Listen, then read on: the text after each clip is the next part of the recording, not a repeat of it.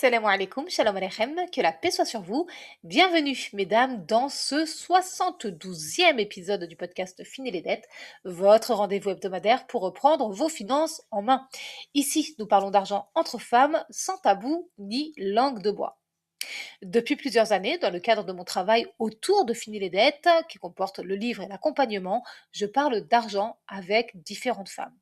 Et j'ai remarqué quelque chose de très intéressant, c'est que certaines femmes sont persuadées que leur destin financier est tout tracé. Elles sont persuadées qu'elles seront pauvres toute leur vie. Dans ce nouvel épisode, je vais faire le point sur cette idée reçue et t'expliquer comment sortir de ce mode de pensée. Mais avant d'aller plus loin, je me présente pour celles qui ne me connaissent pas encore. Je suis Malika de Riche, écrivaine, rentière dans l'immobilier, éco-responsable et stratège budgétaire. Si tu as envie de comprendre pourquoi la pauvreté n'est pas un destin, installe-toi confortablement, abonne-toi si ce n'est pas encore fait et partage cet épisode à au moins une femme que tu connais. Je suis certaine qu'elle te remerciera et moi aussi. Ce 72e épisode du podcast Fini les dettes se compose de 3 parties. Partie 1, la pauvreté comme destin. Partie 2, comment sortir de ce mode de pensée. Partie 3, bilan de l'épisode et défi de la semaine. C'est parti. Partie 1, la pauvreté comme destin. Comme je te le disais en introduction de cet épisode, lorsque je discute avec certaines femmes, eh bien, elles me disent des phrases assez intéressantes, des phrases comme de toute façon, je n'ai jamais eu de chance avec l'argent. Dans ma famille, personne n'est riche, ou encore l'argent, ce n'est pas fait pour des gens comme moi. Peut-être que tu as déjà entendu ces phrases, peut-être même que tu as déjà prononcé ces phrases. Personnellement, j'ai rapidement compris qu'il y a des gens qui sont persuadés que leur situation financière est définitive. Il y a des femmes qui en sont sûres et certaines, comme si la pauvreté était un héritage invisible ou qu'elle faisait partie de leur identité. Pourtant, la réalité est très différente. D'abord parce que la pauvreté et la richesse ne sont pas inscrites dans aucun patrimoine génétique. Elles ne sont inscrites dans aucun patrimoine génétique. Les gènes définissent la couleur de la peau, des yeux, des cheveux, l'état de santé, mais en aucun cas ce qui se passe sur ton compte bancaire. Ensuite, selon l'INSEE, environ 14,5% de la population vit sous le seuil de pauvreté. Ça représente environ 9 millions de personnes. Donc oui, la pauvreté existe réellement, mais non, elle n'est pas une identité. La pauvreté, c'est une situation économique. Et comme toute autre situation, la situation économique peut évoluer. D'ailleurs, plusieurs études sociologiques montrent que la mobilité sociale existe. Selon l'Observatoire des inégalités, environ 40% des personnes issues des milieux modestes améliorent leur situation sociale à l'âge adulte, ce qui signifie que le point de départ ne détermine pas toujours le point d'arrivée. Mais alors, pourquoi certaines personnes ont l'impression que la pauvreté est leur destin? Pour ma part, je vois 3 raisons à ça. Premièrement, l'environnement. Je t'en ai déjà beaucoup parlé, je t'en ai déjà parlé dans de précédents épisodes. Ton environnement a un impact sur ton mode de pensée. Si tu grandis dans un environnement où personne ne parle d'argent, où personne n'épargne, où personne n'investit, il est très difficile d'imaginer autre chose. Petit 2, l'absence d'éducation financière. Oui, encore elle. Selon une étude sur la culture financière publiée par l'OCDE, qui est l'Organisation de coopération et de développement économique, une étude publiée en 2023, une grande partie de la population adulte ne comprend pas des notions comme l'inflation, les intérêts composés ou encore le fonctionnement de l'épargne. Troisième chose, le court terme. Je m'explique. Quand on a des difficultés financières, on vit souvent au jour le jour. On paie les factures, on gère les urgences, on essaie de finir le mois. Et dans ce contexte-là, il devient très difficile de réfléchir à l'avenir. Mais l'argent fonctionne presque toujours sur le long terme. L'épargne, l'investissement, la constitution, la construction d'un patrimoine, ce sont des choses qui se construisent sur plusieurs années, d'où l'importance de sortir de l'idée que la pauvreté est un destin. C'est ce qui nous amène tout naturellement à la suite de cet épisode. Partie 2, comment sortir de ce mode de pensée? Pour sortir de ce mode de pensée, il faut comprendre que l'argent est une compétence. Personne ne naît en sachant faire et tenir un budget. Personne ne naît en sachant investir. Personne ne naît en comprenant les mécanismes financiers. Tout ça, toutes ces choses-là, s'apprennent. Comme pour la lecture, l'écriture, compter ou encore conduire, l'argent ça s'apprend. L'argent, c'est une compétence qui s'acquiert. Ensuite, il faut reprendre le contrôle de tes chiffres parce que l'argent devient angoissant quand il est flou. Avoir une situation financière floue, c'est ne pas savoir combien tu gagnes, combien tu dépenses, combien tu peux épargner. Je le répète très souvent, ici, et dans mon accompagnement Fini les dettes, la clarté financière est le premier pas vers l'autonomie. La clarté financière est le premier pas vers l'autonomie.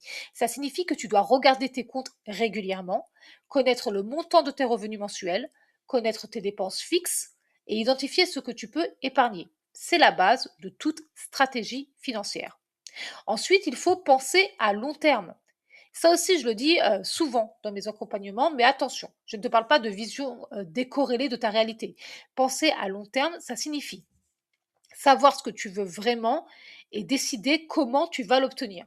Demande-toi où tu veux être dans 1 an, dans 5 ans, dans 10 ans. Et si tu n'es pas capable de te protéger, de te projeter aussi loin, pose-toi des questions plus précises comme est-ce que je veux acheter un logement? Est-ce que je veux me constituer une épargne de sécurité? Est-ce que je veux préparer ma retraite? Est-ce que j'ai envie de créer une activité? C'est en posant ce genre de questions que tu vas changer ta relation à l'argent. Parce que tu vas voir que l'argent, c'est ce qui va te permettre d'obtenir ce que tu veux. Tu passes alors de la survie financière à la construction financière. Ensuite, il faut changer ton environnement mental. Notre environnement influence énormément notre comportement. Si tu es entouré de personnes qui parlent d'argent de manière constructive, qui veulent apprendre, progresser, investir, ton regard, ton mode de pensée vont évoluer. Concrètement, entoure-toi de femmes qui écoutent le podcast Fini les dettes et lisent le livre Fini les dettes. Oui, c'est de l'autopromo, mais tu vois où je veux en venir. Entoure-toi de femmes qui apprennent l'argent, qui se forment, qui parlent d'argent. Ensuite, très important encore, passer à l'action. Parce que, alors, pas forcément des actions spectaculaires, mais il est très important de passer à l'action avec des actions régulières.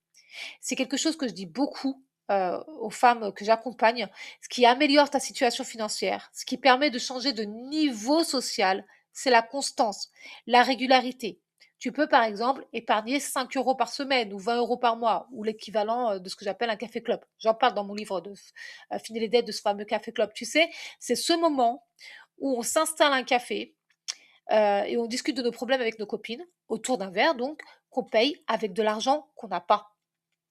Celles qui ont lu le livre savent ce dont je parle. Tu peux aussi apprendre une notion financière par mois, lire un livre sur l'argent, écouter un épisode de ce podcast, Fini les dettes ou d'un autre avec un carnet de notes pour une écoute active. Tu vois, ce sont ces petites choses répétées qui finissent par transformer une trajectoire financière.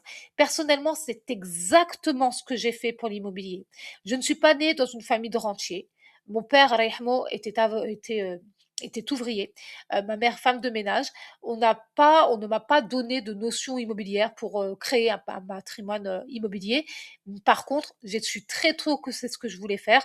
Du coup, j'ai appris absolument tout ce que je pouvais sur l'immobilier et je continue de le faire. Et donc, ça a transformé ma trajectoire immobilière. Tu fais la même chose avec l'argent et ça va transformer ta trajectoire financière. Partie 3, bilan de l'épisode et défi de la semaine. Dans ce 72e épisode du podcast Fini les dettes, nous avons vu 3 choses importantes. Premièrement, la pauvreté n'est pas une identité. Ce n'est pas non plus une destinée. C'est pas mektoub d'être et de rester pauvre. La pauvreté, c'est une situation économique qui peut évoluer. Deuxièmement, beaucoup de personnes pensent que la pauvreté est un destin parce qu'elles n'ont jamais appris comment fonctionne l'argent. D'où l'existence de ce podcast Fini les dettes, du livre Fini les dettes et de l'accompagnement Fini les dettes. Troisièmement, la clé pour améliorer ta situation financière est de développer une stratégie à long terme. Ça, je t'en parle beaucoup dans les épisodes de ce podcast. Maintenant, passons au défi de la semaine. Pour ce défi, je t'invite à faire quelque chose de très simple. Prends ton carnet, note et réponds à cette question. Comment est-ce que je veux que ma situation financière soit dans 5 ans? Essaie d'être précise. Par exemple, combien d'épargne tu voudras avoir? Est-ce que tu voudrais être propriétaire? Est-ce que tu voudrais être libre de dette? Est-ce que tu as envie d'investir? Si oui, dans quoi? Une fois que tu as fait ça, une fois que c'est clair, c'est ce que d'autres appellent la vision, pose-toi cette seconde question. Quelle est la première action que je peux faire cette semaine pour aller dans cette direction.